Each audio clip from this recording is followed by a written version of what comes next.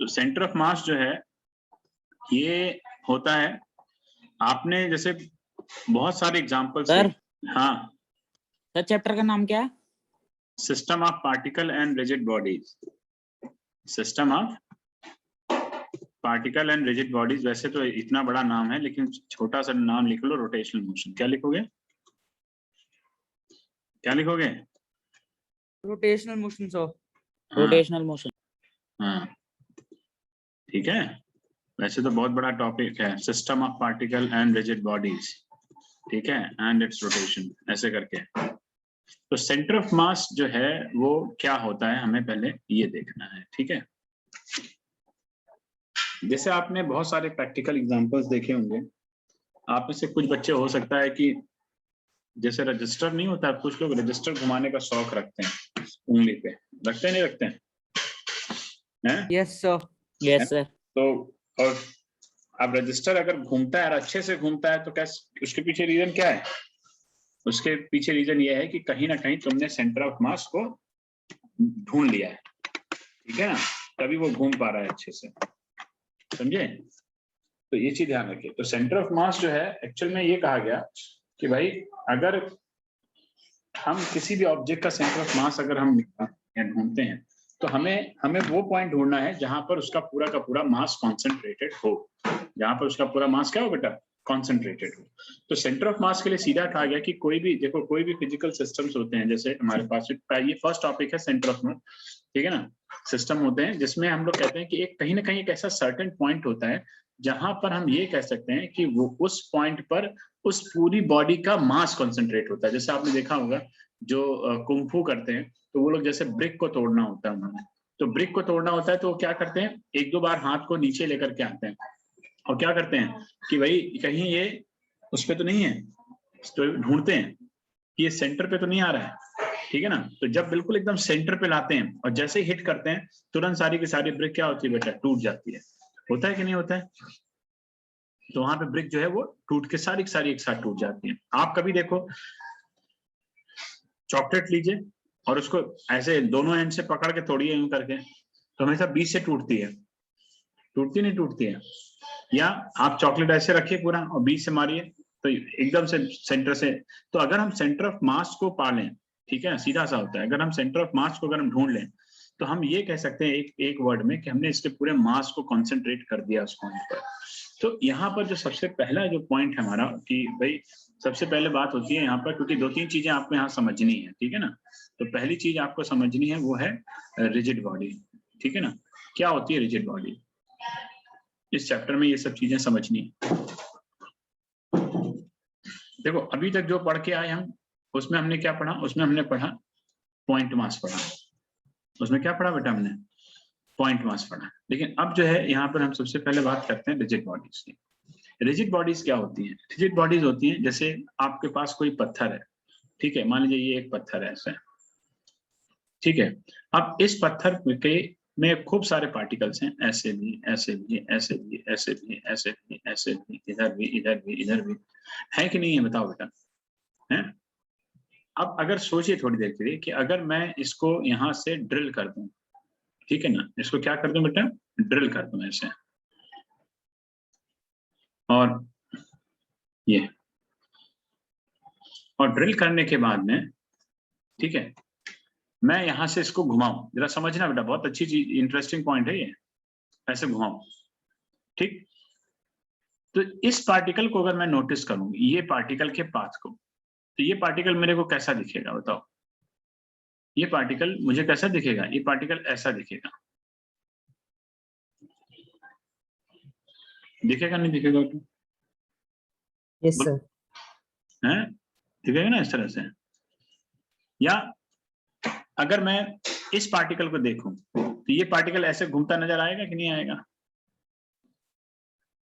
ऐसे करके। तो हर पार्टिकल का अपना एक रोटेशनल पाथ होता है एक तरफ से, जिसके अबाउट वो घूमता रहता है। अब पूरा का पूरा अगर मैं कहता हूँ ये बॉल है, मैं बॉल लाता हूँ, चलो मिल गया एक अच्छी सी बॉडी मिल गई मुझे, ये रखिए, जैसे ये, अब ये बॉडी है, यहाँ देखो यहाँ पे होल है है, यहाँ क्या है, होल है। अब मैं अगर इस होल पे एक पेन ऐसे करके रख दूं, ऐसे, रुको एक मिनट,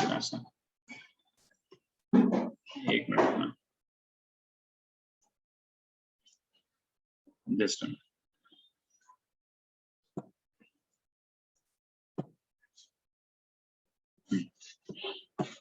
देखो, अगर ये है होल है, अब मैं इसको अगर ऐसे घुमाता हूँ यहाँ पे फिक्स करके और इसको घुमाना स्टार्ट किया ऐसे से, ये घूम रहा है इस तरह से। तो अगर ये घूम रहा है, जैसे अब ये तुम्हारे सामने ये देखो, ये लाइन आ रही है, डॉटेड आ रहा है, तो मैं अगर इसके पाथ को मेजर करूं, इसके पाथ को, तो ये पाथ अगर ध्यान से देखो ऐसे जा रहा है ना, और ये क्या बन रहा है, एक सर्कल बन रहा है कि नहीं बन रहा है, एक सर्कुलर पाथ में चल रहा होगा कि नहीं चल रहा होगा, इमेजिन करो इस चीज को, क्यों भाई बोलो। Yes sir. है, एक सर्कुलर पाथ में चल रहा होगा ये। तो यहाँ पे क्या है कि यहाँ पर वो एक सर्कुलर पाथ में जाता जा रहा है, मूव करता जा रहा है, ठीक है। तो अब क्या होता है कि अगर इसका रेडियस अपना अलग होगा, इसका रेडियस अलग होगा, तो अब रिजिड बॉडी क्या हुई फिर, अब क्वेश्चन बाद में वही, क्या रिजिड बॉडी क्या है। तो रिजिड बॉडी में क्या होता है, देखो एक तो पार्टिकल जो बॉडी होती है, ठीक है, बॉडी जिसमें फिक्स्ड शेप होता है, ठीक है, पहली चीज। दूसरी, फिक्स्ड डिस्टेंस होता है, ऐसा तो नहीं है कि डिस्टेंस बदल जाएगा, क्यों बेटा बोलो। अगर मैं इसी को एक्सिस मानूंगा तो इससे अगर इसकी डिस्टेंस यही है, तो अगर मैं बार बार यही एक्सिस मानूंगा तो बार बार इसकी डिस्टेंस यही निकल के आएगी। बात समझ में ना, फिक्स डिस्टेंस होता है, शेप होता है, वॉल्यूम होता है, ठीक है, ये सारे रिजिड बॉडीज के पॉइंट्स हैं, सिंपल सा। और इसमें एक सबसे इंपॉर्टेंट चीज कि इसका हर पार्टिकल, अगर मान लीजिए वो रिजिड बॉडी किसी फिक्स्ड एक्सिस के अबाउट अगर रोटेट कर रही है, ठीक है, if it rotate about fixed axis,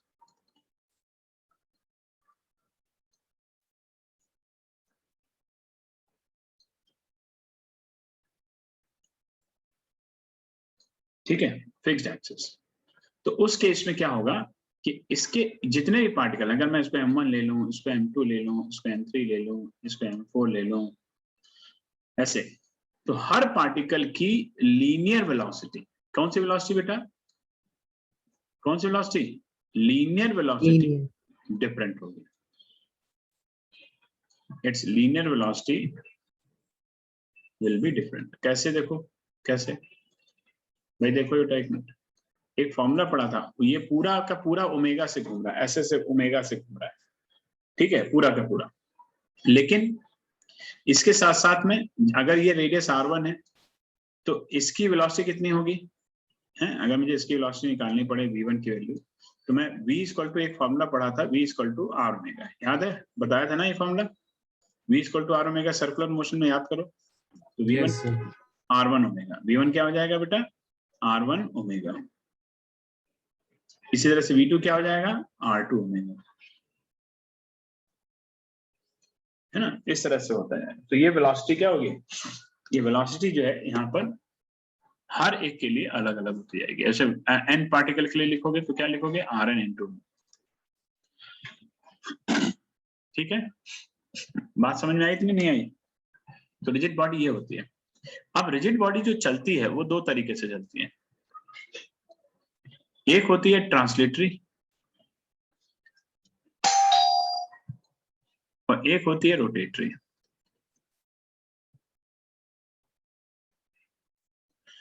देखो ट्रांसलेटरी में क्या होता है, ट्रांसलेटरी की पहले समझ लो, ठीक है, ये सब चीजें समझने हैं, ठीक है, इसमें ज्यादा इसमें लिखने का नहीं है कुछ भी, समझ लो इसको ध्यान से, कॉन्सेप्ट समझो उससे।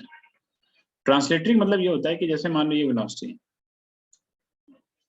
ठीक है, तो अगर ये वेलोसिटी है तो इसका ये पार्टिकल है, ये पार्टिकल है, ये पार्टिकल है।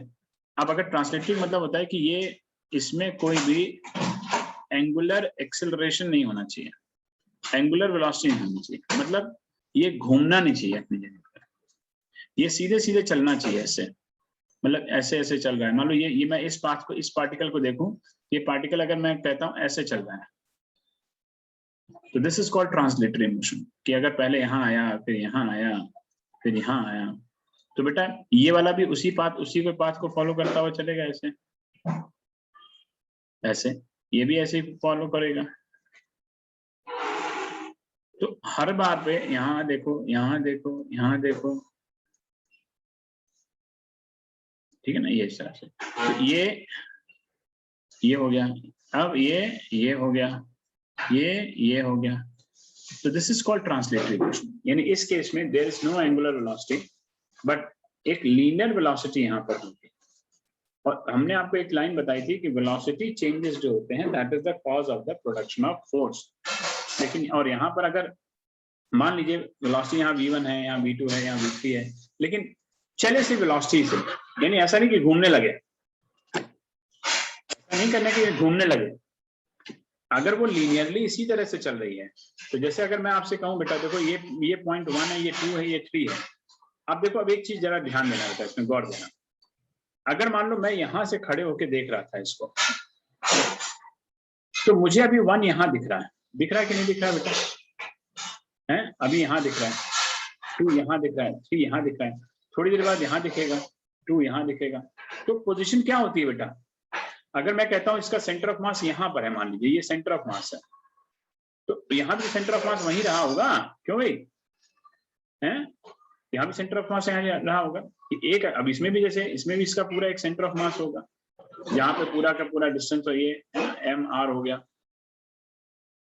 तो अगर इसका सेंटर ऑफ मास ये है, तो सेंटर ऑफ मास इसके रिस्पेक्ट में अपनी पोजीशन को बदलता रहेगा, नहीं बदलेगा बेटा? बोलो हाँ, हैं? बोला करो बेटा अक्षर। Yes sir. Yes sir. ये बदलेगा यस सर। है सेंटर ऑफ मास अपनी इसके रिस्पेक्ट में। अभी यहाँ है तो यहाँ दिख रहा है, फिर यहाँ है तो यहाँ दिखेगा, फिर यहाँ है तो यहाँ दिखेगा, फिर यहाँ है तो यहाँ दिखेगा, तो हर बार बदलता जा रहा है। वहीं अगर हम ये कह दें कि अगर मैं इस ऑब्जर्वर को इसके ऊपर ही बैठा दूं, चल भाई पत्थर के ऊपर बैठ जा, अब चल, अब क्या होगा? 1 अपनी जगह पे दिखाई देगा, 2 अपनी जगह पे दिखाई देगा, 3 अपनी जगह पे दिखाई देगा कि नहीं दिखाई देगा? बोलो बोलो भाई। Yes sir. सब अपनी जगह पे दिखाई देंगे, सारे के सारे पार्टिकल। तो ये होता है ट्रांसलेट। तो ट्रांसलेटरी में क्या होता है कि अल्फा 0 होता है और यहाँ पे वेलोसिटी जो है वो या तो कांस्टेंट होगी, ठीक है, या कांस्टेंट नहीं भी होगी, ये भी कह सकते हैं। अगर कांस्टेंट नहीं है तो एक्सेलरेशन 0 नहीं होता, और कांस्टेंट है तो एक्सेलरेशन 0 हो जाएगा, ठीक है, ये चीज ध्यान रखें। अच्छा, इसके बाद रोटेटरी, जैसे साइकिल खड़ी होती है पहिए पे। अब साइकिल अगर पहिए पे खड़ी है, ठीक है, तो अगर कोई साइकिल पहिए पे खड़ी है, मान लीजिए ऐसे खड़ी हुई, तो अब इसको क्या है कि इसको, अब ये इसका सेंटर ऑफ मास है मान लो, अब ये इसके अबाउट घूम रही है,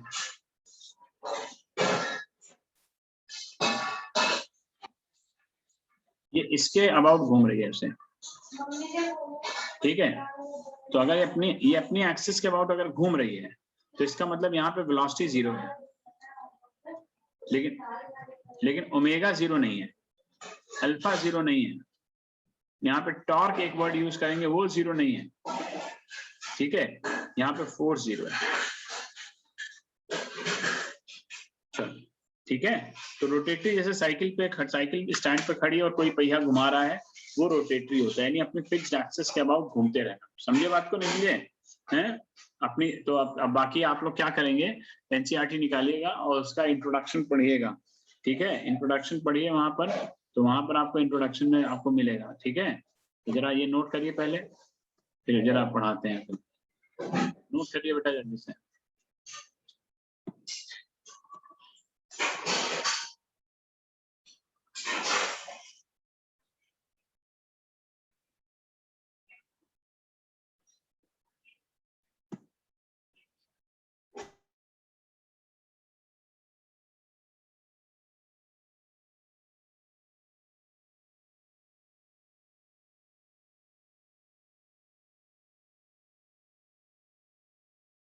लिखो बेटा, ठीक है, कुछ पॉइंट्स ये लिखते जाना, फिर बाकी 1-2 पॉइंट बताऊंगा वो भी लिखेगा, ठीक है।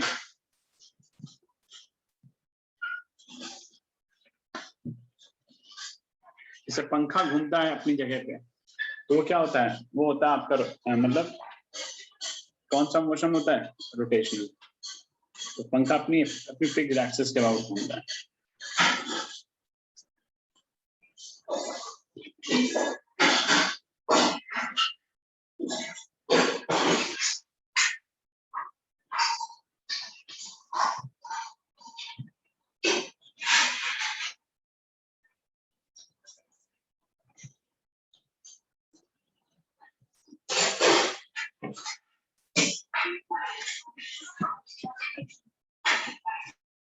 नोट कर लेना तो बता देना जरा। Sir 1 minute sir. मैंने कहा नोट कर लेना तो बता।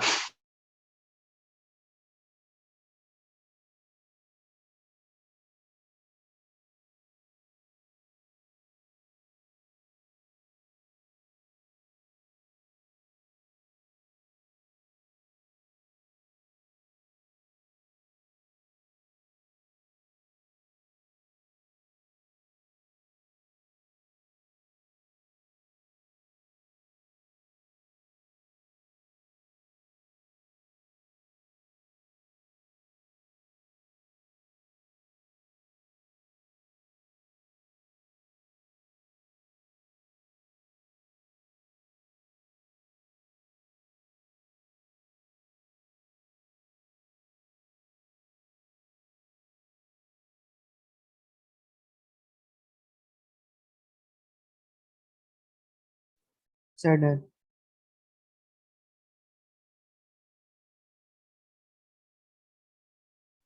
हाँ भाई, तो चलो लिखो इसके वो जरा सा लिखे बेटा। Sir 2 minute. लिखिएगा ट्रांसलेशनल मोशन में लिखिएगा इन प्योर ट्रांसलेशनल। सर रुक जाओ सर। मैं तो रुका ही हूँ बेटा।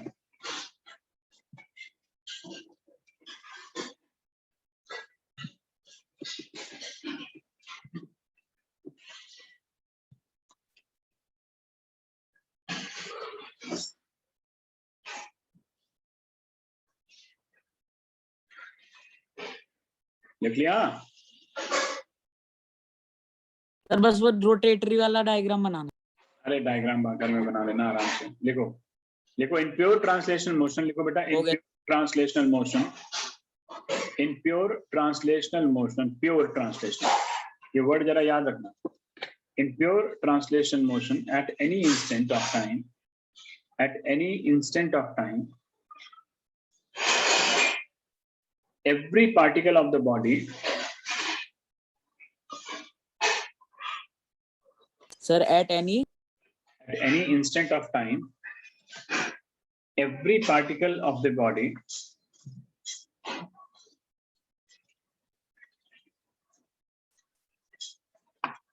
has the same velocity.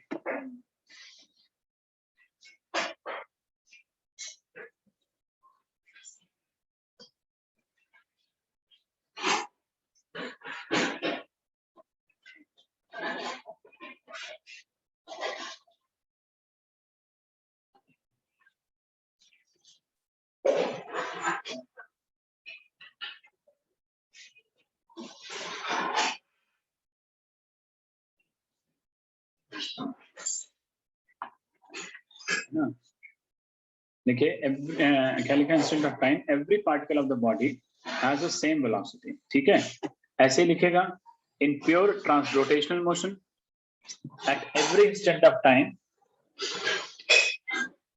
लिखो in pure rotational motion at any instant of time every particle of the body, every लिखेगा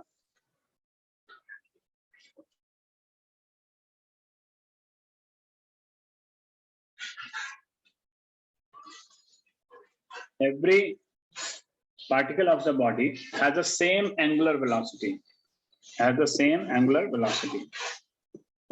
ठीक है, जैसे तुमने लट्टू को नाचते देखा होगा, टॉप नहीं होता है, देखा है? सर हाँ, एक बार स्टार्टिंग से रिपीट कर सकते हैं क्या सर? सेम वेलोसिटी के बाद से ट्रांसलेट सेम एंगुलर वेलोसिटी। नहीं सर, इससे पहले क्या बोला?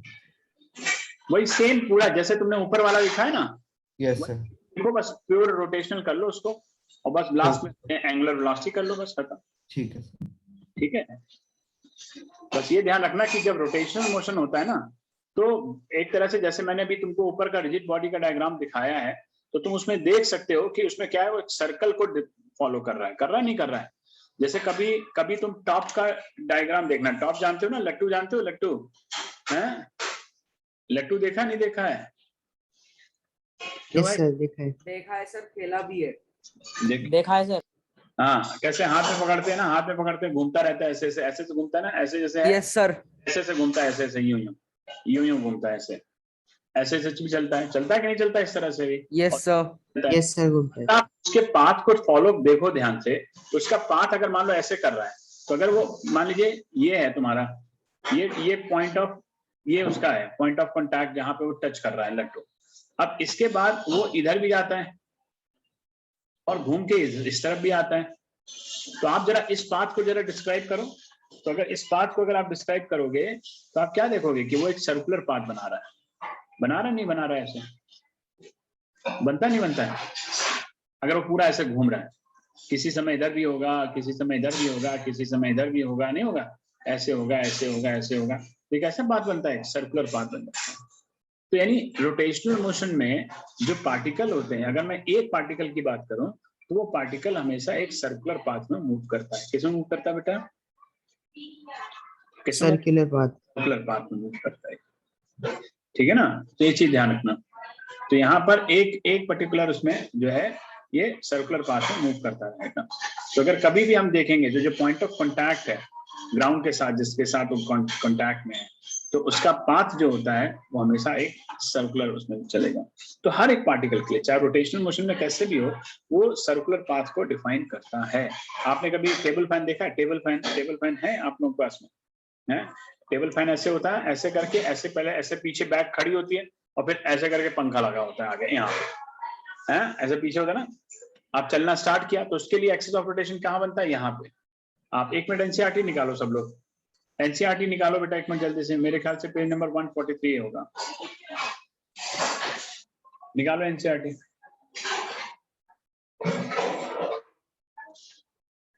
देखा सब लोगों ने? निकाला एनसीईआरटी? Yes sir. जल्दी खोलो एनसीईआरटी नंबर 143 खोलो। 143 है ना? यस सर, टेबल फैन का इमेज है। हाँ, लट्टू बना ना, टॉप बना हुआ है, ऐसे से घूम रहा है यूं करके। हाँ है ना, घूम रहा नहीं घूम रहा ऐसे करके। तो उसको अगर आप ध्यान से देखो तो उसके नहीं एक सर्कल बना हुआ है, उसका जो पाथ दिखा रहा है, डिस्क्राइब कर रहा है। दिख रहा नहीं दिख रहा है? हैं? सबने ओपन कर लिया नहीं कर लिया? हाँ या ना बोलो भाई। Yes sir. हैं? चलो यशवर्धन ओपन किया NCERT? Yes sir, yes sir. Vibha आपने ओपन किया? हैं? हाँ, दिखा कि नहीं दिखा बताओ। और उसमें ही एक डायग्राम और है जो मैंने पहले आपको एक्सप्लेन कर दिया है, जिसमें मैंने सर्कल बना बना के दिखाया। दिखाए नहीं दिखाए? वैसे ही डायग्राम एक बना हुआ है। वो भी डायग्राम क्या है? वो भी डायग्राम यानी कि आप क्या कहते हो कि अगर बॉडी रोटेटरी मोशन में है तो उसका एक एक पार्टिकल सर्कुलर मोशन में चल रहा होता है, सर्कुलर पाथ को डिस्क्राइब करता है। बात समझ में आई? अब वहां नीचे देखो एक टेबल फैन बना हुआ है, बना है कि नहीं बना है टेबल फैन? अब टेबल फैन में 2 एक्सिस ऑफ रोटेशन है। जैसे तुमने कभी देखा है, तुमने कभी मूवी में देखा होगा कि जैसे नहीं हेलीकॉप्टर होते हैं, तो हेलीकॉप्टर में क्या होते हैं कि 2 रोटर होते हैं, एक तो ऊपर होता है और एक नीचे की तरफ है ना, साइड में लगा होता है, रोटर लगा होता है ना। देखा है कि नहीं देखा है? 2 रोटर होते हैं, तो दोनों रोटर की हेल्प से ही वो चल पाता है। पता है आपको? अगर उसमें से एक रोटर को हटा दिया जाए, जैसे अगर मान लो ऊपर का रोटर अगर लगा है, नीचे का रोटर हटा दिया जाए, तो ऐसे तो घूमने लगेगा वो इस तरह से, पता है, अपनी उसमें घूमना चालू कर देगा। तो वो रोटर का भी काम होता है और ऊपर वाले रोटर का भी काम होता है। तो उसी तरह से ये फैन में लगा होता है। अपने बुक निकालो, देखो उसमें डायग्राम में देखिए, वहां पे 2 एक्सिस ऑफ रोटेशन बने कि नहीं बने हैं? एक तो जहां पे वो रखा हुआ है, जैसे स्टैंड पे रखा हुआ है, एक तो वो एक्सिस ऑफ रोटेशन, एक जो पंखा जो घूम रहा है वो। तो कभी आप देखना कि टेबल फैन को आप ना क्या करिए कि आप लगा करके जमीन में छोड़ दीजिए, ठीक है? अब जैसे होता है ना कि इसकी, क्योंकि इसकी जो वो है लीड है वो एक सर्टेन लिमिट तक ही है, तो ये पंखा चलता रहता है धीरे धीरे आगे आगे आगे आगे भागता है, ठीक है ना? और फिर आगे जाकर के गिर पड़ेगा जब लीड खत्म हो जाएगी। तो ये क्यों है? क्योंकि इसमें 2 एक्सिस ऑफ रोटेशन है। एक का काम है कि मोशन को इस तरफ रखना, ऊपर की तरफ डायरेक्ट रखना, एक का काम है कि मोशन को अंदर की तरफ रखना। तो उसके चक्कर में क्या होता है, रिजल्टेंट यहाँ पे टॉर्क लगता है, तो जिसकी वजह से ये गिरने के चांसेस बन जाते हैं। तो ये भी एक तरह का मतलब कह सकते हैं रोटेशनल मोशन है, ठीक है? यहाँ रिजल्टेंट हम लेते हैं इसमें। बात समझ में आई नहीं आई? है? डायग्राम कितने लोगों ने देखा बताइए? सबने देखा? Yes sir. सर देखिए। चलो यस ठीक है गुड। चलो आगे लिखते हैं बेटा। अब आगे क्या है अब हेडिंग डालो, लिखो सेंटर ऑफ मास। ठीक है, लिखो सेंटर ऑफ मास। तो सेंटर ऑफ मास क्या होता है? अब रिजिड बॉडी मतलब समझ गए कि नहीं समझ गए बेटा, बोलो हैं? ये रिजिड बॉडी क्या होती है ना? और सेंटर ऑफ मास अब हम देखते हैं क्या होता है। लिखो हेडिंग लिखो, सेंटर ऑफ मास।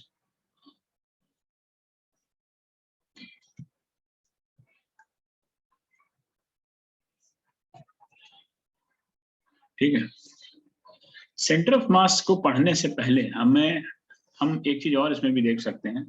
जैसे देखिए सेंटर ऑफ मास क्या होता है पहले। तो सेंटर ऑफ मास होता है जहां पर हम कहते हैं कि पूरी बॉडी का मास कंसंट्रेटेड। यहाँ पर क्या कंसंट्रेट हो बेटा? पूरी बॉडी का मास कंसंट्रेट, तो वो हमारा सेंटर ऑफ मास कहलाता है। तो लिखिए पहले इसको जरा सा लिखिए कि सेंटर ऑफ मास, लिखिए centre of mass of a rigid body is defined as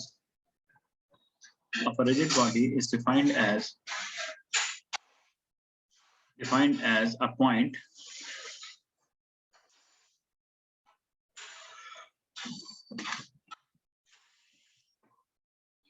where the whole mass of the body is defined as a point where the whole mass of the body is supposed to be concentrated.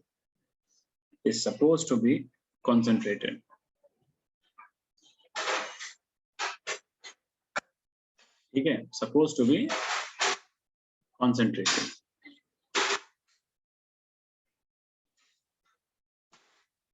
ठीक है, मतलब एक ऐसा point जहां पे पूरी body का मास लाई करता हो। ठीक है, जैसे मैंने कहा नहीं अभी, तुम पेंसिल है, पेंसिल को ऐसे पकड़ के तोड़ो तो सेंटर ऑफ मास से टूट जाएगी, तो वहां पे क्या पूरा मास है। ठीक है, सीसो वाला झूला झूलते थे, याद है? सीसो वाला होता था, ऐसे था, होता था, एक नीचे चला गया तो दूसरा टंग गया ऊपर जा करके, होता था नहीं होता था? अब अगर उसमें से मान लो एक बहुत दुबला पतला और एक अच्छा खासा मोटा है, अब मान लीजिए दुबला वाला नीचे चला गया, तो मोटे वाले को कहाँ बैठना पड़ेगा कि वो ऊपर की तरफ आ जाए, बराबर कर ले, कहीं बैठ जाए या कहीं एक फिक्स जगह पे बैठे। तो भाई बताओ, दो ही ऑप्शन आपके पास में, कहाँ बैठना चाहिए? सीसो वाला झूला याद है कि नहीं याद है? भूल गए हैं? हेलो, ऐसे था ना, अगर एक तरफ ये चला गया तो दूसरी तरफ से आपको कहाँ बैठना पड़ेगा जिससे कि इक्विलिब्रियम ऐसे आ जाए। Yes sir. हाँ, कहाँ पे होता है? हैं, बचपन में आज देखा था तुमने, याद है? बचपन में खेले कि नहीं खेले थे? यस सर, याद है सर। वाला झूले में बहुत खेले होंगे, नीचे ऊपर नीचे किए होंगे हैं। आजकल बचपन वाला सॉन्ग भी बहुत फेमस हो रहा है ना? तो करा था नहीं करा था ऊपर? तो क्या होता था, अगर कोई मोटा फ्रेंड बैठ जाए या दुबला पतला बैठ जाए हैं, तो दुबला पतला बैठ जाता था बेचारा, हवा में टंगा रहता था, मोटा वाला नीचे बैठा रहता था। अब वो सोचे क्या करें इसको, उसको कैसे उठाया जाए? तो क्या करता था, आगे आगे बढ़ के आता था कि पीछे जाता था वो? बताइए सर। पीछे जाता था, है ना? पीछे जाता था, तो जिससे कि आराम से उसको ऊपर की तरफ ले जाए। तो इस तरह से इक्विलिब्रियम, तो यानी कि सेंटर ऑफ मास को भी आपको अगर इक्विलिब्रियम में जाना है तो सेंटर ऑफ मास को आपको क्या करना पड़ेगा? उसको शिफ्ट करना पड़ेगा। तो इसी तरह से होती है। जैसे अब जैसे सपोज करो कि ये मान लो ये रॉड है, मान लो अब ये रॉड तुम्हारी एल लेंथ की, अभी मुझको पता है कि इसका सेंटर ऑफ मास यहाँ पर है, तुम सबको पता है कि इसका centre of mass mid point पर है, L/2 पर है। कहां पर है बेटा? कहां पर है? कहां पर है? बोलते नहीं है तुम लोग। सेंटर ऑफ मास का कहां पर है? मिड पॉइंट पर। बीच में मिड पॉइंट। हाँ, बोलोगे नहीं तो मैं अभी क्लास बंद कर दूंगा तुरंत। जवाब दिया करो बेटा, समझे? क्लास तुरंत बंद कर दूंगा मैं। ये मिड पॉइंट पे होता है। अब मिड पॉइंट पर है, अब अगर सपोज करो मैंने क्या किया, मैंने इतना मास इसमें से निकाल के बाहर कर दिया, अब सेंटर ऑफ मास यही मिड पॉइंट पर होगा कि कहीं और चला जाएगा? बताइए, सोच के बताइए। जैसे ये है, ये रॉड है मान लो, एक मिनट,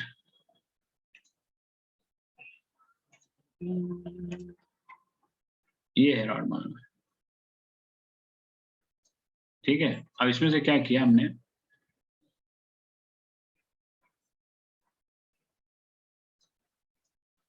इस तरह से, अब मैंने इतना पोर्शन कट कर लिया,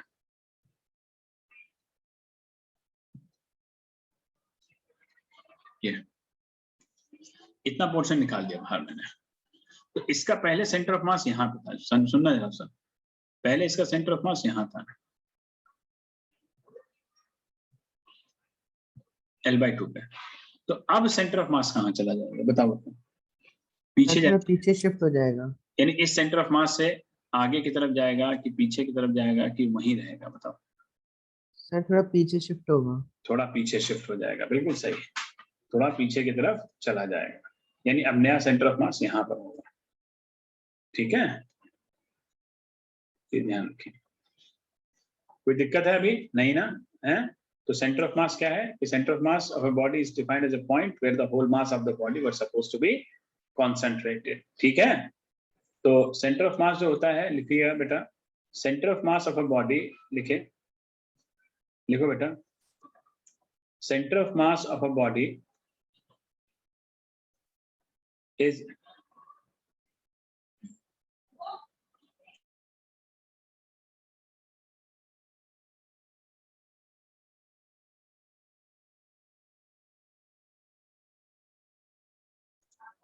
हाँ बेटा देखो, centre of mass of a body is different at different, ठीक है, different at different points with respect to observer, with respect to observer, ठीक है, with respect to observer।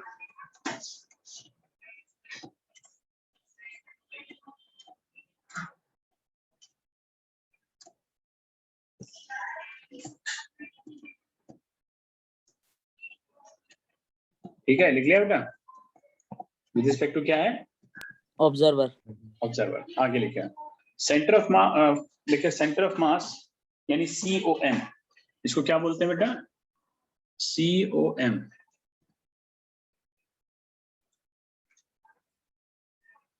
जो COM है, देखो COM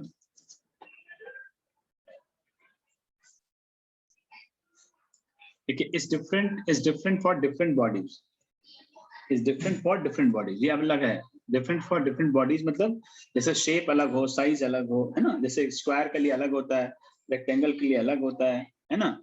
रॉड के लिए अलग होता है, कोन के लिए अलग होता है। बात समझ रहे हैं या नहीं समझ रहे हो? कोन के लिए अलग होता है ना? Yes sir. हर एक के लिए अलग अलग होता है। आपका डिस्क के लिए अलग होगा, सेमी सर्कुलर रिंग के लिए अलग होगा, है ना? सॉलिड स्फीयर के लिए अलग होगा, हॉलो स्फीयर के लिए अलग होगा। तो इस तरह से तो ये होता है। तो डिपेंड, ठीक है। इसके बाद लिखेगा centre of mass of a body depends, लिखे COM डिपेंड्स ऑन द, लिखे depends on the distribution of the masses या ओरिएंटेशन ऑफ द मासेस कर सकते हो। ओरिएंटेशन ऑफ द, ये वर्ड थोड़ा ठीक है, ओरिएंटेशन ऑफ द मासेस यानी कैसे मासेस प्लेस किया गया ये भी मैटर करता है बेटा सेंटर ऑफ मास निकालने के लिए। समझे? किस तरह के मास प्लेस किया गया है ना? तो ये भी आप उसमें निकालते हैं, सेंटर ऑफ मास निकालने का। ठीक है, आगे लिखें।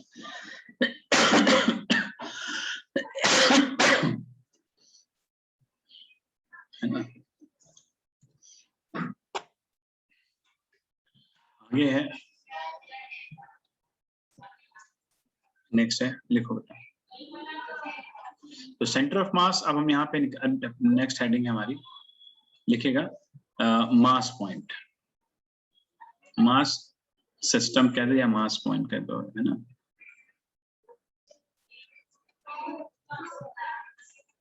ये बड़ा इंपॉर्टेंट पॉइंट है। जैसे मास पॉइंट क्या होता है, जैसे कोई भी रिजिड बॉडी है, मान लीजिए कोई भी रिजिड बॉडी है, तो इसमें खूब सारे पार्टिकल्स हैं, 1 2 3 4 5 6 7 8 9 10, खूब सारे। तो मास पॉइंट ये डिफाइन करता है कि भाई जो प्रोडक्ट ऑफ द मास है, प्रोडक्ट ऑफ मास एंड, ठीक है ना, and the position of the mass, ठीक है, from the axis of rotation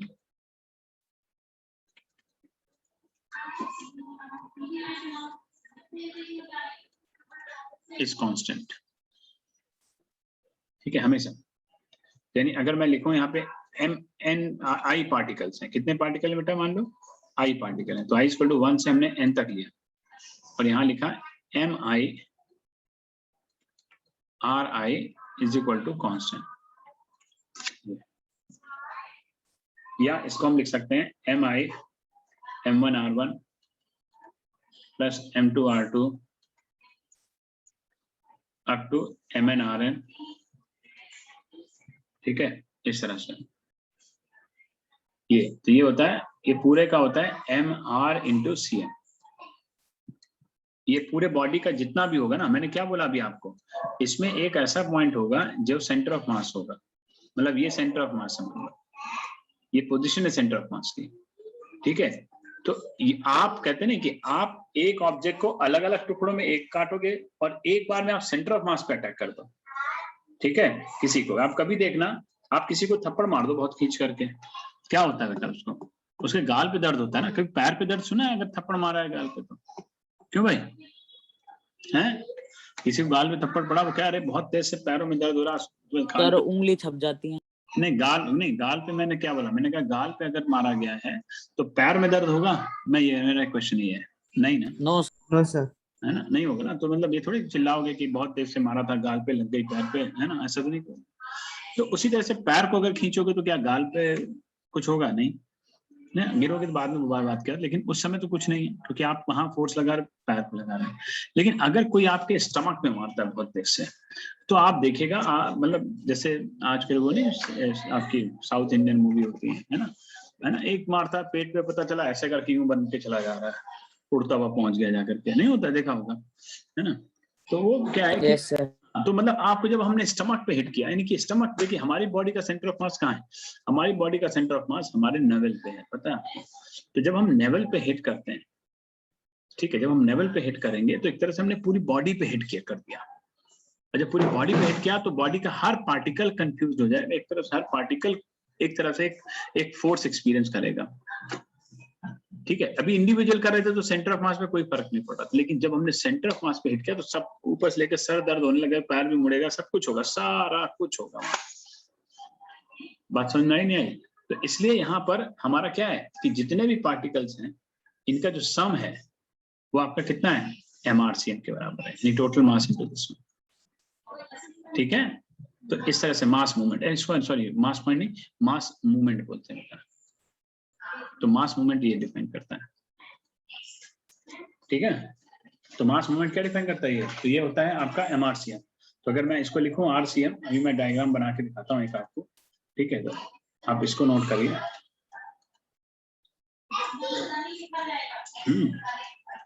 MnRm upon total mass,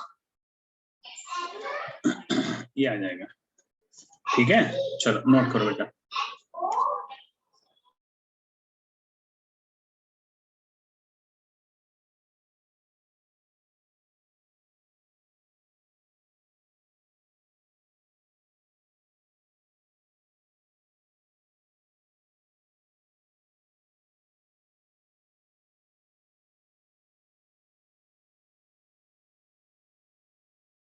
note करो बेटा डायग्राम, ये बनाओ जल्दी से, मास मूवमेंट, ठीक है।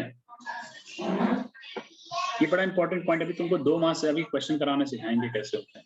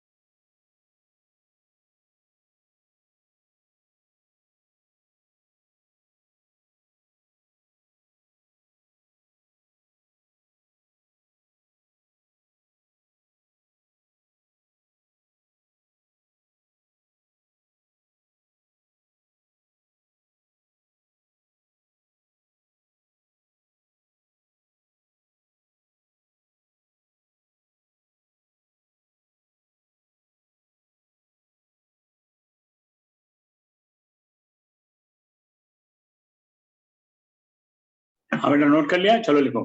तो अब देखो जरा सा, सुनो ध्यान से। तो जैसे आपके पास है, मान लो ये रिजिड बॉडी है, इस तरह से समझना थोड़ा सा, ठीक है। जल्दी से बनाते हैं, फॉर्मूला मैंने पीछे लिख ही दिया है, ठीक है।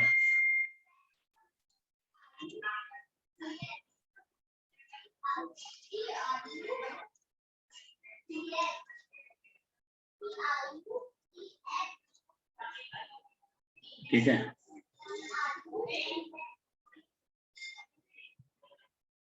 ये कोई बॉडी है मान लो, है ना, ये ऐसे दे रखी है। अब इसकी जो पोजीशन है, ठीक है, ये कोई M1 है, ये कोई M2 है ना, ये कोई M3 है ना, इस तरह से।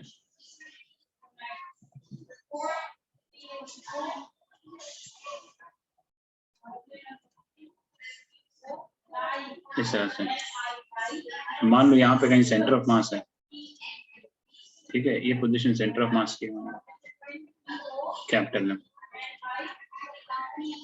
ये अगर R1 है, ठीक है, ये R2 है, ये इसका RCM है, ये R3 है, ऐसे करके है। तो आप सीधे सीधे लिखेंगे RCM is equal to M1R1 plus M2R2 up to MNRN। तो किसी भी ये सिस्टम कैसा होता है, इसको बोलते हैं डिस्क्रीट सिस्टम बोलते हैं। क्या बोलते हैं बेटा? Discrete system. डिस्क्रीट सिस्टम का मतलब होता है कि बिखरा हुआ है, स्कैटर्ड एक तरह से। मासेस पड़े हुए, तुमको सेंटर ऑफ मास निकालना है। जैसे मान लीजिए कि अगर हम ये आपसे कहें कि जैसे आप देखिए एक लड्डू का सेंटर ऑफ मास होता है, मतलब क्या होता है ना, एक लड्डू का सेंटर ऑफ मास होता है। लेकिन अगर एक लड्डू आप जो ले लें उसका सेंटर ऑफ मास निकाल सकते हो। लेकिन अगर किसी डब्बे में, मिठाई के डब्बे में आपने भाई कहा भाई 1 किलो लड्डू दे देना, उसने 1 किलो लड्डू दिया। अब मैं आपसे बोलूं कि बेटा अब सेंटर ऑफ मास कहाँ है,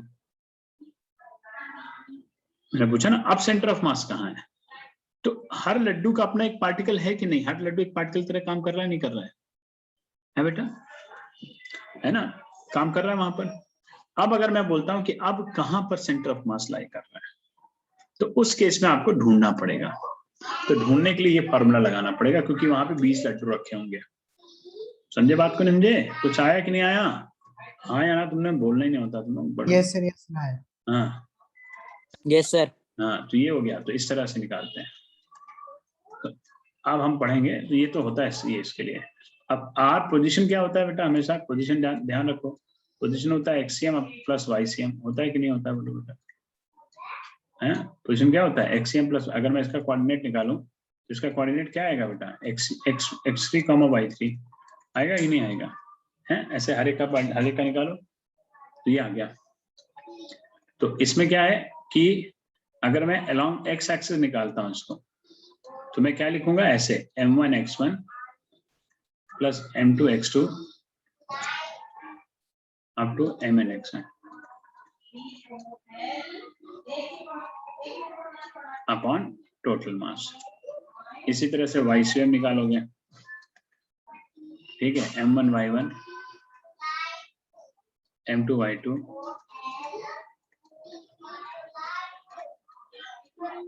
mnyn अपॉन